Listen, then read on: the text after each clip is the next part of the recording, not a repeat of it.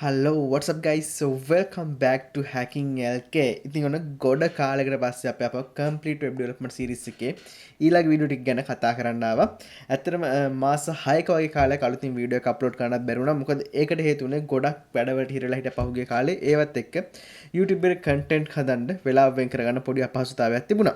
ඉතින් පහුගිය දවස් ටික අලුතින් startup එකක් පටන් ගත්තා. මම ඒ ගැනත් ඔයාලත් එක්ක ඉස්සරහට share කරගන්නම්. right? ඉතින් අද අපිට කතා කරන්න තියෙන complete web development series එකේ 31 වෙනි වීඩියෝ එක. එහෙනම් අද වීඩියෝ එක ගිහිල්ලා අපි ඒ ගැන කතා කරමු.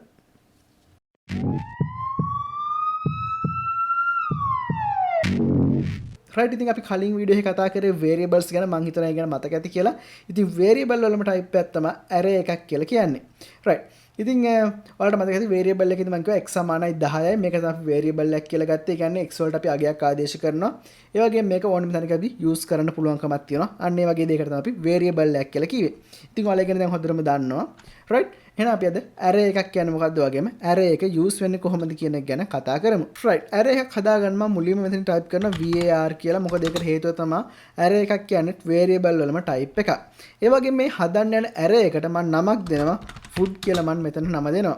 right ඊට පස්සේ මම නමක් දුන්නාට පස්සේ මම මේ array එක හදාගන්න මෙතන new කියන function එක use කරලා ආපහු කියනවා JavaScript වලට අපි හදන්න යන්නේ array එකක් කියන එක. right මේ command එක use කරලා පස්සේ JavaScript වලින් අපිට empty array එකක් හදනවා. කියන්නේ මෙතන food කියලා array එකක් මේගොල්ලෝ නිර්මාණය කරන. හැබැයි මේකේ කිසිම value එකක් තාම මේක ඇතුළට add කරලා නැහැ. ඉතින් අපිට පල්ලෙහාට ඇවිල්ලා මේ food කියන array එකට value එකක් add කරන්න පුළුවන්. array එකක් variable එකකින් වෙනස් වෙන්නේ කොහොමද කියලා දැන් ඔයාලට ප්‍රශ්නයක් ඇති. උදාහරණයක් විදිහට කිව්වොත් මම මෙතන x සමානයි 10යි කියලා මෙතන enter කරොත් මේක variable එකක් විදිහට ගත්තොත් මේ x වලට 10 ඇරෙන්න අපිට වෙන කිසිම අගයක් මෙතනට enter කරන්න බෑ. හැබැයි food කියලා ගත්තාම මම මේ food කියලා හදාගත්ත array එකට මම මෙතනින් add කරනවා pizza කියලා add කරනවා. ඊට පස්සේ rice කියලා add කරනවා. ඊට පස්සේ කොත්තු කියලා add කරනවා. right. මෙහෙම add කරපුවම මෙන්න මේ හදාගත්ත array එක ඇතුළේ අපිට විවිධ දේවල් ගොඩක් add කරගන්න පුළුවන්. සරලවම කිව්වොත් variable එකකදී අපිට add කරන්න පුළුවන් උනේ එක value එකයි. හැබැයි මෙතනදී array එකක් ඇතුළත අපිට value ගොඩක් add කරන්න පුළුවන්. හැබැයි මෙහෙම value ගොඩක් අපි add කරගෙන ගියාම මේකට පොඩි ප්‍රශ්නයක් එනවා. අපවසරක් මේ දත්ත ගන්න ගියාම. මොකද මේ දත්ත තැම්පත් කරනවා වගේම අපි අපවසරක් මේ දත්ත ප්‍රයෝජනයට ගන්න ඕනේ. ඉතින් ඒ හින්දා මම මෙතන දෙනවා පළවෙනි array එක කියලා හඳුනා ගන්න මේක commonly පාවිච්චි කරන ක්‍රමයක්. ඒ කියන්නේ අපි සාමාන්‍යයෙන් programming කරද්දී coding කරද්දී අපි ගාව තියෙන සම්ප්‍රදායන් කියලා. ඒ කියන්නේ හැමෝම පොදුවේ පාවිච්චි කරන දේවල් තියෙනවා අපේ වැඩ ටික පහසු කරගන්න. අන්න ඒ වගේ මම මෙතනට මුලින්ම දෙනවා මෙතන බිංදුව කියලා දෙනවා. ඒ කියන්නේ ඕනෙම array එකක අපි data enter කරන්න පටන් ගන්න බිංදුවේ ඉඳන්. array 0 එක කියන්නේ food වල තියෙන පළවෙනි එක තමයි මේ බිංදුව කියලා ගත්තේ. අපි ඒකට දෙනවා pizza කියලා. right මම මෙතන මේක inverted commas වල දා ගන්නවා. right okay right ඊළඟට මම දෙවෙනි value එක add කරගන්න මේ විදිහට food කියලා type කරලා ඒකට මම 1 කියලා දාලා මම මෙතන type කරගන්නවා. අපි මෙතනට දෙමු rice කියලා අපි දුන්නේ rice okay. ඊට පස්සේ මම මෙතන අපසරක් ඊළඟ value එක add කරගන්නවා food කියලා මම type කරනවා. මෙතන මම දෙන්නේ 2 කියලා. අපි මේ පිළිවෙලට දත්ත ටික ඇතුළත් කරගෙන යනවා. මොකද අපිට ඕන වෙලාවක ආපහු මේක පාවිච්චි කරන්න ලේසි වෙන්න. rice මෙතනට කොත්තු කියලා දෙනවා.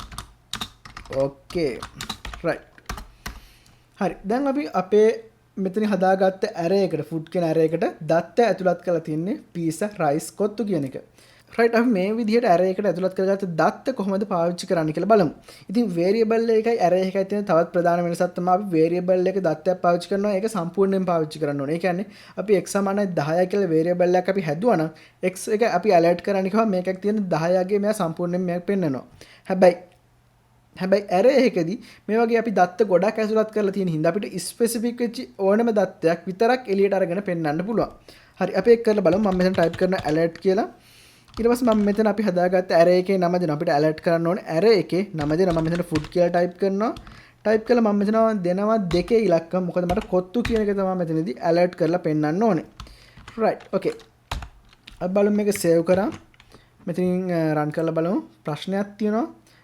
right okay මෙතන වෙලා බලන්න මේ case sensitive language එකක් HTML කියන්නේ. ඉතින් ඒ හින්දා මෙතන මම මෙතන capital F දාලා තියෙන්නේ. මේ ඔක්කොම තැන් වල simple F දාලා තියෙන්නේ. මම ඉතින් මෙතනත් simple F දා ගන්නවා. ආපස්සට මේක save කර ගන්නවා. save කරගෙන refresh කරලා බලමු. උතන මෙතන alert කරලා පෙන්නනවා මේ කොත්තු කියන එක. right ඉතින් මේ විදිහට තමයි අපි array එක specific වෙච්ච value එකක් වෙනම එළියට අරගෙන use කරන්නේ. ඒ වගේම අපිට හැමතිස්සෙම මේ alert command එක use කර බලන්න බෑ මේ array එක ඇතුලේ තියෙන මොනවද ඒ වගේම මේ array එකේ කීයක් තියෙනවද කියන එක. ඒක කරදරයි. ඒ හින්දා අපි මේ වගේ coding කරන වෙලාව, ඒ කියන්නේ website එක develop කරන වෙලාව අපිට console එක පාවිච්චි කරන්න පුළුවන් මේ array එක ඇතුලේ තියෙන මොනවද කියන එක ගැන හරියටම අඳුර ගන්න. right. ඒක use කරන්නේ කොහොමද කියලා බලමු. මම මෙතන පල්ලෙහාට එනවා. පල්ලෙහාට මම type කරනවා console කියලා මම type කරනවා. console කියලා මම type කරලා මම මෙතන type කරනවා log කියලා type කරනවා. ඊට පස්සේ අපිට අදාළ කරන array එකේ නම දෙනවා. right. අපි මේක save කරගමු. save කරලා මෙතන ගිහලා refresh කරලා okay කොත්තු කියන එක alert වුණා. මොකද අපි alert කියන command එක මෙතන අයින් කරේ නැති හින්දා අපි ඒක අයින් කරමු. මම මෙතන save කරගෙන ආපහු මේක refresh කරනවා. right. අපහු මෙතනින් inspect වලට ගිහලා මෙතනින් අපිට Chrome එකේ console වලට යන්න පුළුවන්. console එකට ගියට පස්සේ බලා ගන්න පුළුවන් මෙතන array එකේ 3 ඉලක්කමත් එක තියෙනවා. ඒ කියන්නේ array එක ඇතුලේ value 3ක් කියලා තියෙනවා. මෙතන බලා ගන්න පුළුවන්. මෙතන click කරාට පස්සේ මේ values මොනවද කියලා අපිට මෙන්නම පෙන්නන pizza rice කොත්තු කියන values තුන මෙතන තියෙනවා කියලා පෙන්නනවා. right. ඉතින් ඒ විදිහට තමයි අපි code එක develop කරනවා. එහෙම නැත්නම් website එකක් coding කරන ගමන් මේකේ array එක ඇතුලේ තියෙන මොනවද වගේම array එකේ කොච්චර value ප්‍රමාණයක් තියෙනවද කියලා බලා ගන්න පුළුවන් වෙන්නේ. okay. ඉතින් අපි ඒක හැමම අයින් කරලා දාලා අපි ඊළඟ පියවරට යමු. right. okay. හරි. right. අපි arrays වල ඊළඟ step එකට ඔයා සාමාන්‍යයෙන් tweet එක දැකලා ඇති. tweet එකේ ගොඩක් වෙලාවට අපි use කරන්නේ text. සාමාන්‍ය Facebook එකේ වගේ photos videos use කරනවා අඩුයි. tweet එකේ ගොඩක් වෙලාවට අපි use කරන්නේ text තමයි use කරන්නේ. ඉතින් මේ විදිහට tweet තුනක් දානවා කියලා හිතනවා. උදේ වැඩට යන කලින් good morning කියලා දානවා. ඊට පස්සේ වැඩට ගිහලා coffee එකක් ගන්නවා. ඊට පස්සේ අපව ගෙදර යනවා. ඉතින් මේ හැම අවස්ථාවකදීම tweet එකක් දානවා. right. උදාහරණයක් විදිහට good morning කියලා දානවා. උදේම tweet එක දානවා. ඊට පස්සේ දෙවෙනි tweet එක දානවා take a coffee කියලා. ඊට පස්සේ හවසේදී tweet එකක් දානවා back to home කියලා. right. ඉතින් මේ tweet තුනම දාද්දී වෙන වෙනම variable එක ගන්න මේකට හදන්න ගියොත් මේ programming එක ගොඩක් අවුල් සහගත වෙනවා. ඒ වගේම අපසරම් මේක read කරන්න ඇද්දි ගොඩක් කරදරයි. ඉතින් ඒ වගේ අවස්ථාවක අපිට පුළුවන් මේ tweet එකට අදාළ සේරම දත්ත ටික එක array එකක් ඇතුළට දාන්න. ඒක දාන්නේ කොහොමද කියලා බලමු. මම මෙතනට ඇවිල්ලා var කියලා type කරගන්නවා. ඊට පස්සේ අපි හදන array එකට නම දෙනවා. මම එකට නම දෙනවා tweet කියලා නම දෙනවා.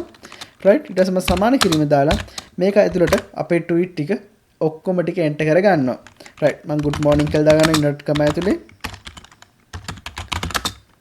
right. okay. good morning කියලා දාගන්නවා. ඊට පස්සේ මම අපසලෙන් දාගන්නවා take a coffee කියලා. right. spelling mistake එක ගණන් ගන්න එපා. take a coffee.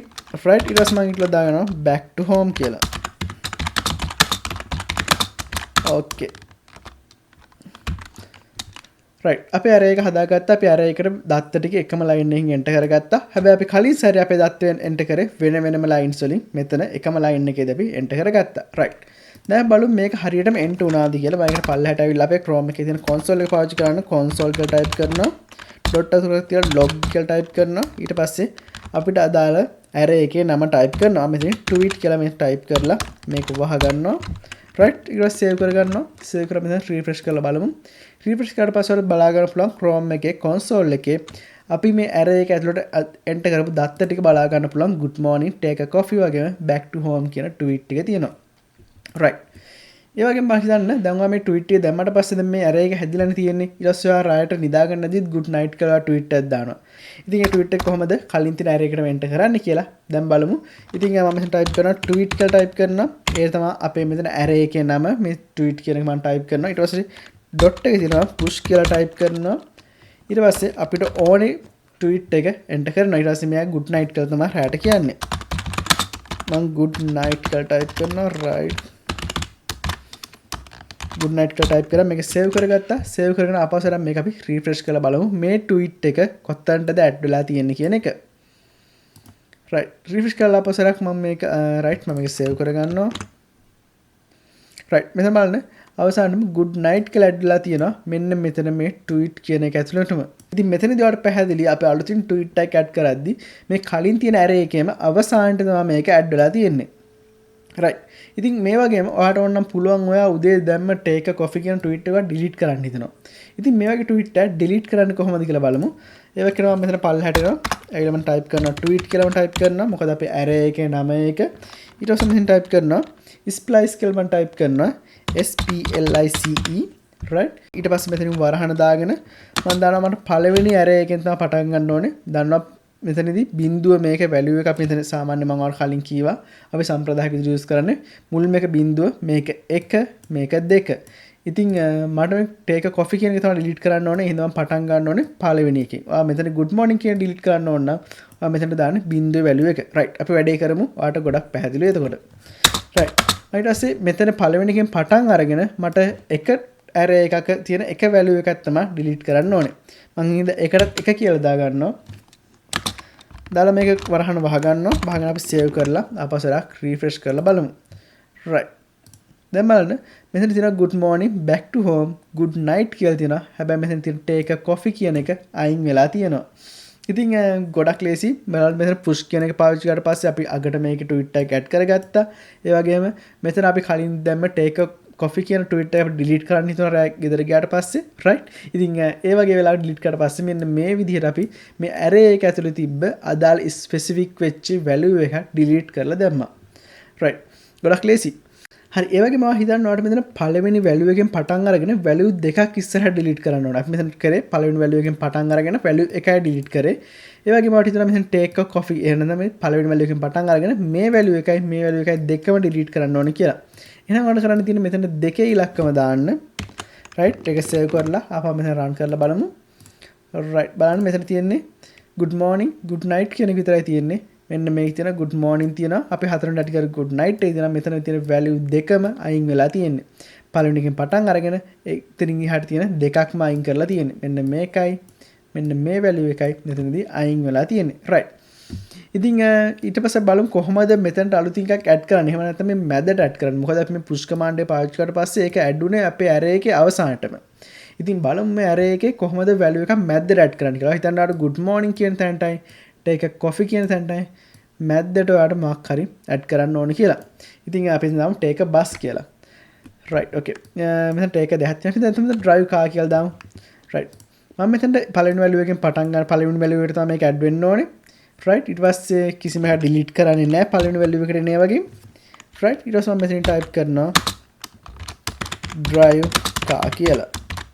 right. මම දැන් මේක save කරගන්නවා. save කරලා අපසර මෙතන run කරලා බලමු. right දැන් බලන්න good morning drive car take a coffee back to home good night ඉතින් මෙන්න මෙතනදී මෙන්න මේ පළවෙනි value එකට තමයි අපි add කරන්නේ කිසිම එකක් delete කරන්නේ නැහැ පළවෙනි place එකට ඊට පස්සේ එන්නේ පළවෙනි place එකට මේ අලුතින් එකක් add කරනවා right ඉතින් මේ coding ටික කරලා බලනකොට කරාට පස්සේ ගොඩක් පැහැදිලි වෙයි ඉතින් සමහර විට මේක එකපාරම පැහැදිලි වෙන වගේ දෙන්න පුළුවන් මොකද splice කියන command එක අපි delete කරන්න add කරන්න දෙකටම use කරනවා කියලා හිතෙයි ඒක use කරන රටාව අනුව තමයි මේක delete කරනවාද add කරනවාද කියලා තේරුම් ගන්න පුළුවන් වෙන්නේ right පොඩ්ඩක් ඔය practically මේක කරලා බලන්න ගොඩක් සරල දෙයක් තියෙන්නේ ලේසියෙම තේරුම් ගන්න පුළුවන් වෙයි right ඉතින් ඒ වගේම මට හිතන්න drive car කරගෙන යද්දි ඔයාට මෙතනින් තව එකක් add කරන්න ඕන කියලා මොකද්ද drive car කරද්දී ඔයාට මොකද හිතන්නේ අපි මොකක් හිතා ගන්න බෑ right okay ඉතින් stop in traffic light කියලා දාමු right okay ඉතින් ඔයාට පළවෙනි tweet එක ගාවටම දාන්න ඕනේ තව tweet දෙකක් ඔයාට දා ගන්න ඕනේ drive car එකක් දා ගන්න ඕනේ මෙතනට stop in the traffic light කියලා දාන්නත් ඕනේ ඒක මම මේ විදිහටම අර add කරගන්නවා මෙතනට stop in the traffic light කියලා right okay අපසර මේක save කරගත්තා මෙතනින් අපි refresh කරලා බලමු okay console එක check කරමු right මෙතන බලන්න I think good morning drive car stop in the traffic light අපේ අලුතින් දාපු tweet එක just take a coffee back to home good night ඉතින් මේ විදිහට ගොඩක් සරලයි මේක right ඉතින් පැට්‍රල් කරන්න අනිවාර්යයෙන්ම මගේ වීඩියෝ එක බැලුවට මදි ඔයා අනිවාර්යෙන් කරන්න ඕනේ ඒ වගේම අතාරින්න එපා මේ course එක මම සම්පූර්ණයෙන්ම කරනවා ඉතින් ඔයාට ගොඩක් ලොකු value එකක් වෙයි මොකද ඔයා සාමාන්‍ය ඩිප්ලෝමා එකක් කරලා නැත්නම් ඔයා වෙන යුනිවර්සිටි එකකින් ඉගෙන ගන්නවා වගේම ගොඩක් හොඳට මෙතන ඔන්ලයින් වලට ඉගෙන ගන්න පුළුවන් right ඉතින් අතාරින්න එපා අපි course එක ඉස්සරහට කරගෙන යමු මම ඉස්සරහට ඔයාලට එක්ක කතා කරනවා අනිවාර්යයෙන්ම මේ මාකටිංಗ್ කරලා වගේ මොකක් හරි ස්කිල් එකක් තියෙනවා ඒක හොඳට මාකට් කරලා හොඳ වැලියු එකක් ගන්න කොහොමද කියලා මොකද සාමාන්‍යයෙන් හොඳ වෙබ් ඩෙවලොපර් කෙනෙක් එක වෙබ්සයිට් එකකට රුපියල් ලක්ෂ 5ලා ගන්නවා. ඉතින් අපිත් ඒ ගාන ගන්න සමහරලාට. ඉතින් ඒ හින්දා මේක අතාරින්න එපා. වැඩි ඉස්සරහට කරගෙන යමු. අපි ඊළඟ වීඩියෝ එක හම්බෙමු. තවත් අලුත් දෙයක් ගැන කතා කරන්න.